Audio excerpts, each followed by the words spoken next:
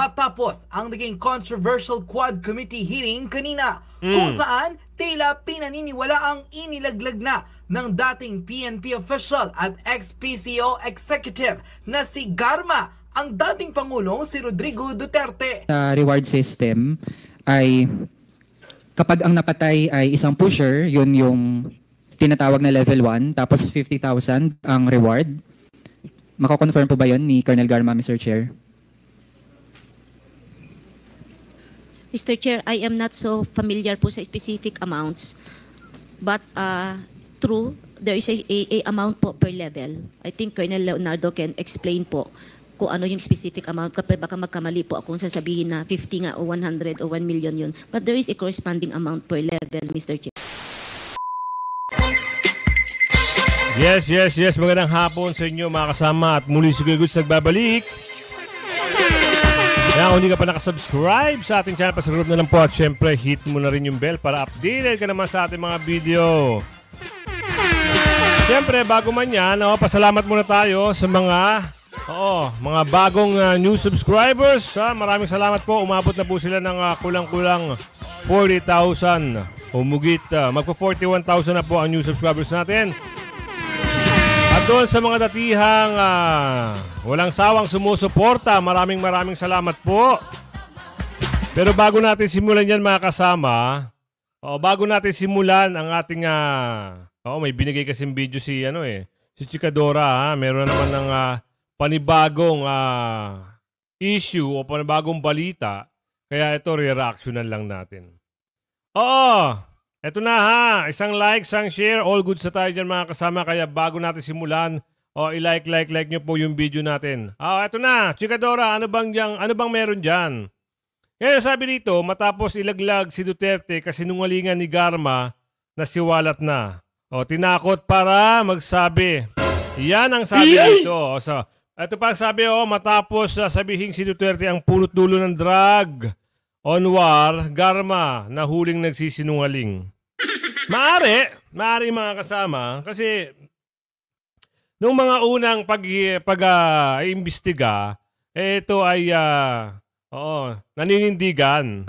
Ngayon, kung makikita nyo naman at mapapansin nyo habang tumatakbo itong hearing, habang patuloy, parami itong mga nasa kamera.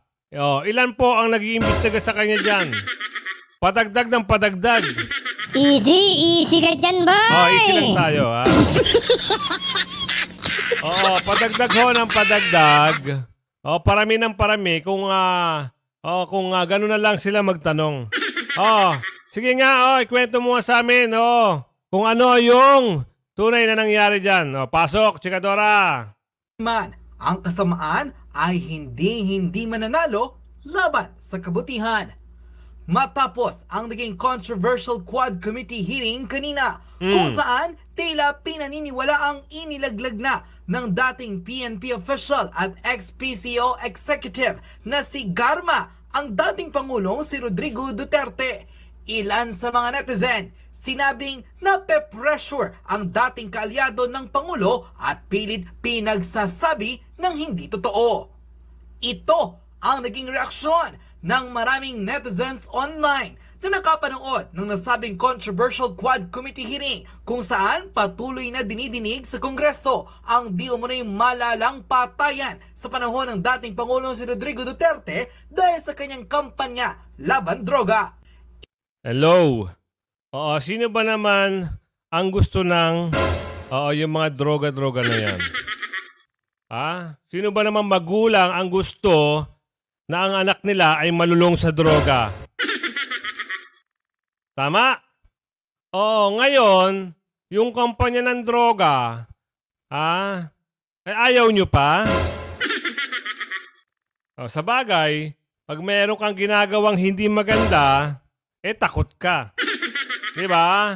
Marami ho ang natuwa doon sa nangyaring kampanyahan laban sa droga. Marami na ho kabataan ang nasira ang buhay dahil sa droga. Ngayon, ang tanong, bakit parang itong nasa kamera, di umano, ay parang against na against kayo? dyan sa war on drug? Yan ay tanong ng ating mga taong bayan. O tuloy. Ilan sa mga nakapanood ng nasabing controversial public hearing ay hindi naniwala sa sinasabi ni Garma dahil bukod sa binabasa niya na lang raw ang Yan. kanyang mga patotoo, scripted at di umunay mali-mali ang kanyang kwento. Sinabi ng former PCO official na tumawag raw sa kanya ang former president na si Rodrigo Duterte noong May 2016. Ngunit ayon mismo sa ilang mga political analysts, hindi pa Pangulo noon si Digong dahil noong May 2016, eleksyon pa lamang. Tama. At June 2016 na upo si Duterte bilang ika-16 na Pangulo ng bansa. Yan. Kasi kayo, pag gagawa kayo ng script, gawin yung accurate, no? Hindi kayo mabubutasan. Gagawa na lang kayo eh. Masisilipan pa kayo, di umano. So ngayon, habang tinatalakay itong hearing na yan, marami ang nagsasabi na hindi talaga totoo yung sinasabi ni Garma. Yan daw ay di umano, pakulo. Ginawan siya ng script para basahin na lang di umano. Ayon niya sa video. Diba narinig nyo naman? Tuloy natin. Ayon sa ring komento ng netizen online, it's just so sad na pati si Garma nadadala na ng pananakot ng HUAD Committee. I mean, you can say na talagang tinatakot siya and she is under pressured. She needs to name drop and make a story just to save herself from these crocs in the Congress. In her statement, sinabi niya na May 2016 tumawag sa kanya si Digong to do some bloody operation during his term. She lied. You know why? Dahil May 2016, hindi pa nakaupo ang Pangulo niyan. Kasagsagan pa lang ng eleksyon niyan. Diba? Kaya yung mga padalin yung script nyo, wag ganun. Ang mga taong bayan hindi na bulag yan hindi na bingi yan. Meron na pong social media. Kaya nga yung binabalita di umano ng mga fake na mainstream media, nabulalas na, ngayon, nababatikos na ngayon sila kasi nga, di umano ang sabi, nababayaran daw itong mga ito. Tuloy natin ang sabi rito. Pasok. In 2016 is election time. Tama. Hindi pa nauupo si Duterte as president. From this analysis, you can say that Garma's statement is all scripted aside na binabasa niya in front of national television. Grabe ngayon ang gobyerno. Kapag hindi ka aliado, tatakutin ka. Kapag di ka sumunod, probably something might happen to you. Totoo. Malala na ang pamahalaan. Ang mali ay nagiging tama at ang tama pinipilit maging mali. Uncle, ito rin ang naging reaksyon ng veteran columnist writer na si Crisette Laureta Chu kung saan sinabi nito sa kanyang social media post, 1. Di ba presidente si PRRD noong May 2016 para magdiva ng ganyan? 2. Bakit kailangang idamay ang INC? Ito na ba ang restback? 3. Ano ngayon kung may war on drugs na hurt yung mga drug addict na nakapwesto ngayon? Di ba? Wala namang problema sa war on drug eh. Sino ba namang tao ang gusto niyang drug na yan? Sino? Sabihin nyo nga. Yun lang natutuwa, yung mga addictus benedictus. Di umano. Sabi ni, ate, yun ang mga natutuwa kasi malaya sila eh. Malaya sila makagalaw. Pero, dun sa war on drug, marami po ang nakikinabang, marami po ang natutuwa. Kasi safe ang mga mamamayan natin, saan man sila pumunta. Diba? Safe po. Hindi po sila dadalawang isip na pumunta sa isang lugar, na alam nila na puro, alam nyo, Kaya mas magandang may war on drug. Ngayon, dun sa mga galit sa war on drug, kayo po ay mga siguradong malamang ito yung mga ganun. Tuloy, ate.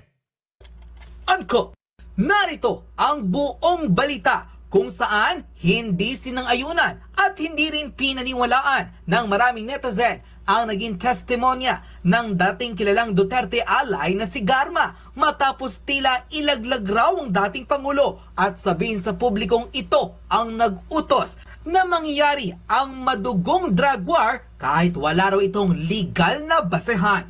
Ito, mamaya na natin ipasok ulit si Chikadora. Meron ako ipapakitang slide sa inyo, mga kasama, na talagang scripted. O hindi man, talagang, alam mo yun, pinilit. Pinilit na lang paaminin. Kasi parang masakit sa loob nitong babaitan na ito na ilaglag, di umano. Pero kayo na po manghusga dito sa video na ito. Kayo na po. For sure, makikita nyo sa reaction ng video na ito kung ano yung kung ano yung pwedeng mangyari na pinilit, pwedeng mangyari na pinersa, pwedeng may mangyari na alam nyo na hindi talaga kaaya-aya, na talagang gusto lang nila ilaglag ang dating Pangulong Duterte dito. Sige, ating karma. Ikaw na bahala. Nangyak-ngyak ka pa. Ito yung video ha.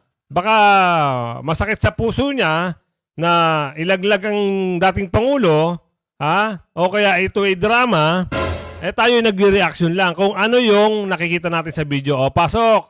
Iglesia ni Cristo. I mentioned his name to the President. On the same day, a certain individual named Muking contacted me to request for the phone number of Leonardo's contact details, which I promptly provided.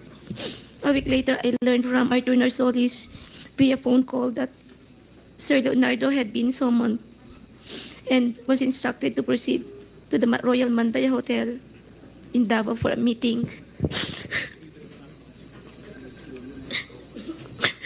Leonardo informed me later that he stayed at the hotel for almost 3 days, during which the President directed him to organize, according to Sir Leonardo, a task force, which he understood as PAOK-TF. When Leonardo relayed this information, urged me to join the task force. Ate, ito lang, ma-interrupt ko lang yung statement mo, dapat kabisado mo. Diba? Kahit hindi ka na magbasa. Sa nakikita natin, sa opinion ko mga kasama, o kayo may opinion, sa napapanood nyo nito, comment section, mag-type kayo. Sa nakikita ko at opinion ko, ito po ay medyo masama ang loob niya na basahin ang statement niya na siguro ito ay gawa-gawa. Pwedeng gawa-gawa, di umano. Pwedeng gawa-gawa talaga, di umano. Ganun lang kasimple. So ngayon, pakinggan pa natin kung ano pa yung statement niya dito. At bago natin ipapasok ulit yung mga katanungan ng isang kongresista sa kanya mamaya. Sige, pasok mo ate. I declined first, citing my lack of experience in handling said operations. Leonardo subsequently informed me that he had prepared a proposal routed to Bongo outlining the task force which would... Alam mo, kinakabahan na siya dito, mga kasama. Kinakabahan na po siya dito habang binabasa niyo yung statement. Masama, palagi ko masama yung loob nito na sabihin yung mga ganyang bagay na hindi naman... pwede nating masabi na totoo, pwede nating masabi na hindi totoo. Pero, ito sa reaction ng pagbabasa ng statement na to, kayo po mga kasama. Kasi kung sincere yung sinasabi mo, kung totoo, hindi ka magkakaganyan ate. Taloy. Encompasses Luzon, Visayas, and Mindanao.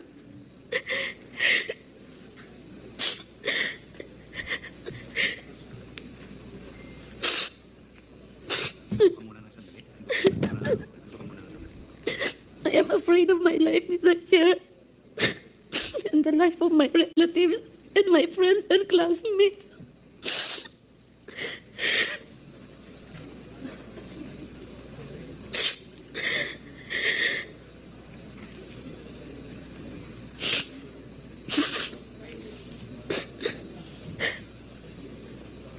Leonardo subsequently informed me that they had prepared a proposal routed to Bongo, confirming the task force operation which would encompass Luzon, Visayas, Mindanao. He also inquired if he and his classmates could have a courtesy call with the President through Bongo for a photo opportunity. Considering this, I thought it prudent to invite also my classmates to join the courtesy call So in the presence of Colonel Bacay, Villela, Grijaldo, Tuzon, and Dueñas, the member of class 97 and 96 were accommodated in separate rooms at the DPWH office in Panacan, Davao City. The president did not enter our room, and I was unaware if he visited the room of class 96. So, yan ibigay natin yung slide dito sa mga pagtatanong. Kita nyo. Dito sa isang nagtanong sa kanya kung paano siya, in the way na paano magtanong. Parang, okay kaya ito? Para sa inyo kaya kayo, mga kasama, mag-comment kayo kung ang pagtatanong nitong isang kongresista nito ay tama ba? O naaayon ba? O meron bang pagkumbinse? O meron bang pananakot di umano na nangyari dito? Bahala na po kayong mag-comment sa comment section. Pasok! Mr. Chair, sa affidavit ni Colonel Garma, binanggit niya na siya ay dating pinatawag ni former President Rodrigo Duterte. Nung pinatawag siya, ibinahagi ba yung plano na i-implement nationwide yung war on drugs? Tama po ba? Yes, Mr. Chair. Mr. Chair, nung mayor si former President Rodrigo Duterte sa Davao, implemented na doon ang war on drugs based sa kung paano natin siya ngayon napoperceive. Tama po ba? Yes, Mr. Chair. Okay, Mr. Chair, at least ngayon, buti po ay na-admit iyon ni Colonel Garma dahil... Ang bilis! Diba? Pero yung pamamaraan ng pagsagot ni Garma, parang ayaw niyang magsalita. Parang ayaw niyang magsabi. No? Gusto niyo ulitin natin? Kasi parang meron something di umano rito ulitin natin kung paano siya sumagot doon sa tanong. May pag-aalinlangan kasi. Ito, tuloy. Tama po ba? Ayan. Yes, Mr. Chair. Parang naglo-loading siya. No? Parang sabihin ko ba to? I-ano ko ba to? Parang ay masakit sa loob ko. Yung may parang ganun di umano tuloy. Okay, Mr. Chair, at least ngayon, buti po ay na-admit iyon ni Colonel Garma dahil nung nakaraang mga pagtanong po natin ay hindi pa agad din yon na napuput on record dito sa komite. At least po ngayon ay alam na po natin talaga once and for all. Mr. Chair, nung station commander si Colonel Garma, umiiyak na siya. Tignan nyo Tignan nyo. Diba? Kung sincere ang gusto mong ihayag talaga yung nangyari, hindi ka magkakaganyan. Masama ang loob niya rito, mga kasama. Umiiyak siya Grabe. Ganun na, At saka ang nagtanong dito, hindi lang iisang tao, mga kasama. Siguro humigit kulang 10 katao. Tuloy. Former President Rodrigo Duterte as mayor. Ayan na. Ibig sabihin po ba nun ay given her role, isa po siya sa mga nag-implement ng war on drugs sa Davao. Tama po ba iyon, Mr. Chair?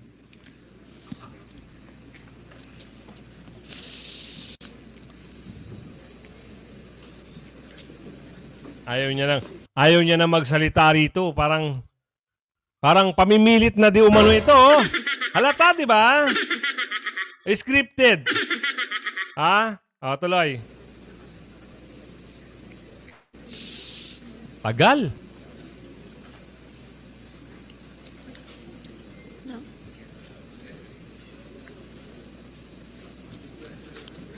Paki-clarify mo lang yung question. Yeah, Mr. Chair, ang tanong ko... Binakapan na. Kung sino yung... Nako. Binakapan na para lang talagang magsalita. Tuloy. po dahil naging station commander po si Colonel Garma noong Davao Mayor si Rodrigo Duterte. So ibig sabihin po nun, given her role ay isa po siya sa mga nag-implement ng war on drugs sa Davao. Yes, Mr. Chair. Mr. Chair, nag-implement po siya nun dahil kasama po siya dun sa mga na-mention kanina from NUPL, yung Davao Boys and Girls. Tama po ba, Mr. Chair? Thank you. Ayan na, may ads lang po Mr. Chair, can I explain my answer, Mr. Chair, so that maintindihan po ni Congressman? Sige. Yes, Mr. Chair. Pakilapit lang po yung microphone sa inyo. This is how it works actually. Ate! Kung napipilitan ka lang at meron lang nagturo sa'yo, naku ate. Opo, mahirap yan, ganyan. Oo, kawawa naman yung mga madadamay at nadamay. Diba? Baka mamaya sa susunod na hearing, ang mangyari nito, hindi ka na resource person ngayon. Panibagong resource person na naman. Diba? Ay, naku po. Tuloy.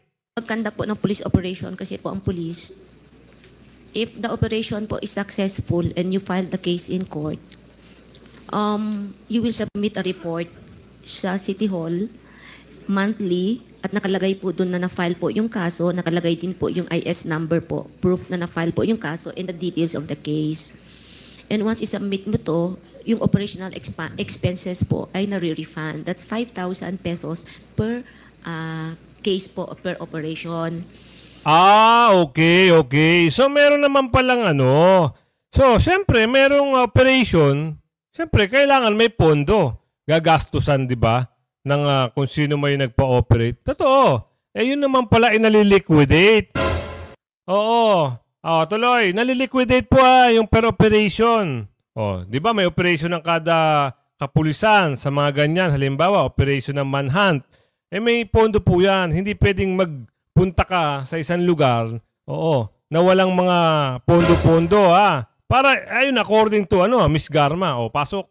Ngayon po, kung malaki po yung operation mo at kailangan mo ng operational fund, gagawa ka ng COPLAN, you will also request po sa City Hall for the funding of that operation plan. Now, in case din po na nagkaroon po ng operation and subsequently po nagkaroon po ng death on the part of the suspects po during a legitimate operation, meron din pong corresponding amount po na binibigay, Mr. Chair. So that is how it works. Ayan, according to her, every LGU yan, ate. May ganyan. Hindi ba yan dun sa national nanggagaling? Ayan ay tanong namin. Baka naman talagang merong ganyan ang kada LGU. Just in case na magkaroon ng operation, nakahuli sila ng isang suspect, bibigyan sila ng reward. Yun according to her, tuloy. Po. So, Mr. Chair, ibig sabihin ay totoo ngang merong Davao Boys and Girls na nagpatupad ng war on drugs. To confirm, Mr. Chair, tama po. Na yun yung mode of operations as described. Tama po ba? Yun yung kinakonduct, yun yung ginagawa nitong Davao Boys and Girls. Ganun po yung sistema po ng how you will refund yung operational expenses. Kung ano po yung tawag nila at ano po yung pinangalan, ay for me, it's not relevant as long as yung process on how the funds are being provided po, yun po yung in-explain ko lang po. If that is how po ang pag-perceive, that's how it is politically described po, then that's it po. Okay. Alam ko na. Nagkakaroon ako ng idea. Kaya pala napakaganda at peaceful ng Davao at zero crime. Meron naman pala talagang ganun. So, ayaw nyo ba na maganda ang lungsod nyo? At ang mga durobo na mga gumagamit ng drugs, takot, dahil may ganun. Ang mga pulis ay kumikilos para, hulihin itong mga ito. Kung may mahuli sila, siyempre, parang reward na yun sa pulis. Nakahuli ako ng adik. Di ba? Ikulong yan. May reward ngayon yung pulis. Ngayon, kaya pala masipag ang mga kapulisan, manghuli ng mga adik. At siyempre, peaceful na rin sa kagandahan, di ba? Yun ay ordinansa. Sabihin natin ordinansa. Sabihin natin kagustuhan ng mayor. Ayaw nyo pa ng ganon? Tahimik ang lugar nyo? Wala kayong makikitang adik sa kalsada. Walang issue ng adik. Di ba? Kayo lang ang takot na takot. Di umano. Sa war on drug. Bakit? Baka meron naman kayong tinatago, di umano. Ayan ang tanong nating mga taong bayan. Tuloy. Okay, Mr. Chair, dun sa reward system, kasi nasa affidavit din po, na nire-refund ang operational expenses, tapos may funding din para sa planned operations, ito yung co-plan, tapos may reward din kapag napatay yung suspect. Tama po ba, Mr. Chair? Yes po. Your Honor. Mr. Chair, may nakuha po kasi tayong impormasyon. Although nung mga nakaraan ay parang haka-haka lang siya, pero ngayon na nag-hold tayo ng investigations ay nakakakuha po tayo ng mga sources na pagdating po dun sa reward system ay kapag ang napatay ay isang pusher, yun yung tinatawag na level 1, tapos 50,000 ang reward. Mako-confirm po ba yun ni Colonel Garma, Mr. Chair? Mr. Chair, I am not so familiar po sa specific amounts.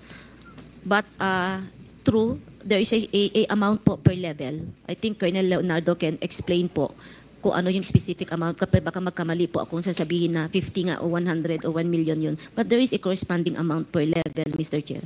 Sige. Mr. Chair, sa information na nakuha natin ay merong 4 na levels. Yung level 1 ay 50K para sa pusher. Kung napatay ay pusher. Kung big time pusher naman ay yun yung level 2, 100K. Tapos kung narco-cops, narco-politicians, or protectors ay 300 to 500K. Tapos kapag trader, manufacturer, chemist, yung mga ninja cops, or mga financiers, yun yung level 4, 1 million yung reward kapag napatay sila. Familiar po ba iyon kay Colonel Garma? Yung ganong leveling and amounts? May amount po, Mr. Chair, from what I understand, starting 20,000 to 1 million. But I'm not familiar sa mga bracketing po, Mr. Chair. Mr. Chair, yung 20K, yun po yung mga street level or mga small time na natatag na involved sa drug trade. Tama po ba? Most likely kasi yun po yung pinakamaliit na amount as far as that's I know, Mr. Chair. And to compare, Mr. Chair, yung mga napatay dun sa Davao Penal Colony ay dahil ang kanilang task di umano doon sa drug trade ay yung pagiging mga chemist. Kaya kapag ganun, level 4 sila. Kaya naging 1 million per head yung presyo, kumbaga, or yung reward para sa pagpatay sa kanila. Tapos dahil 3 sila, kaya 3 million. Tama po ba, Mr. Chair? Hindi ko po alam, Mr. Chair. Hindi ko nakita kung magkano ang... Kung talaga... Si Kuya naman pinipilit pa eh. Diba? Kanina pa nga ayaw sumagot eh. Wala siyang idea. Bakit yung script nyo lagi nyong sinasalang? Eto na lang ha. Kami ho ay tuwan-tuwa pag may nahuhuling mga adik at pusher. Kami pong mamamayang Pilipino. Bakit po hindi kayo natutuwa na yung mga nagbebenta ng shabu ay hindi makulong? Na yung mga gumagawa ng shabu ay hindi makulong? Bakit kayo ganyan? Against kayo sa kagandahan, ha? At kaayusan ng Pilipinas.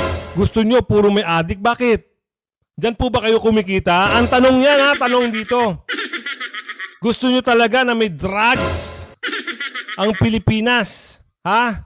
Tanong ng taong bayan yan. Pero kami ho, ayaw namin ng drugs. Gusto namin wala ng drugs eh. Kayo, pag may nahuhuling pusher, gusto nyo. Oo, tuloy-tuloy sila. Hindi sila mahuli. Ano bang utak meron mo itong mga to? Grabe, tuloy. Talagang mayroon pong na-classify sila kung anong level. Ay, hindi ko po nakita kasi. Pero you can confirm na yung pinakamataas ay 1 million. As far as I know, Mr. Chair. Kaya, Mr. Chair, dun sa pag-i-implement ng war on drugs on a national level, dun sa pakikipag-usap ni Colonel Garma kay former President Rodrigo Duterte, sinabi ba niya na meron siyang layunin na yung Davao model ay i-implement sa buong bansa? May ganun po ba, Mr. Chair? Yes, Mr. Chair. And, okay yun. Mas gusto nga namin yun eh. Yung Davao model eh. Diba? Implement sa buong bansa eh. Ano nangyari? Diba ang ganda? Walang mga adik sa kalsada. Walang nagbebenta ng ano. Takot sila. Pati pulis takot. Lahat takot. Ngayon yung gusto nyo ibalik? Aba, ibang klase kayo. Gusto nyo pala magulo ang Pilipinas. Ha? Yan ang mentalidad na... Ayan ang mga kasama ha. Ito mga nasa kamera. Ganito pala ang gusto. Gusto nila di umano na may mga nagbebenta, may mga na-hold up, may mga naabuso ng mga drug addict, mayroong mga bata na nagiging biktima ng drugs. Ito ang gusto nito mga nakaupo dyan. Ayaw nila ng war on drugs. Mga tindi talaga. Kaya nga lagi natin sinasabi sa ating mga anak, huwag mong titikman yan. Masisira ang buhay mo. Pero itong mga ito, gusto pa nila talaga. Parang pinuprotektahan pa nila kung sino ang mga gumagawa at nagbebenta.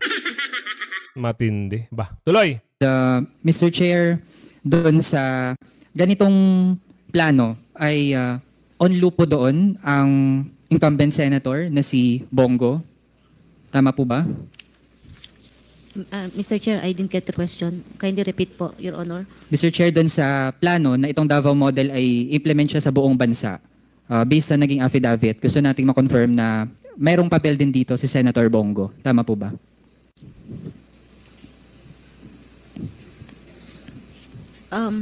Sa aking understanding, it would appear, Mr. Chair, kasi po siya ang minimit ni Sir Leonardo. Mr. Chair, kapag may napatay na suspect doon sa drug trade, kanino unang nire-report yung mga instances na merong napatay? Never ask again. Log in now. Enter MU777-888 and 99. Sa ground kasi may gagawa ko ng report, Mr. Chair, spot report. And then, meron pong phone number na na-disseminate sa lahat po ng RD, PD, Chief of Police, kung saan po tinetext po yung result ng police operation. And these phone numbers are handled, hinahawakan po nung mga tao po ni Sir Leonardo.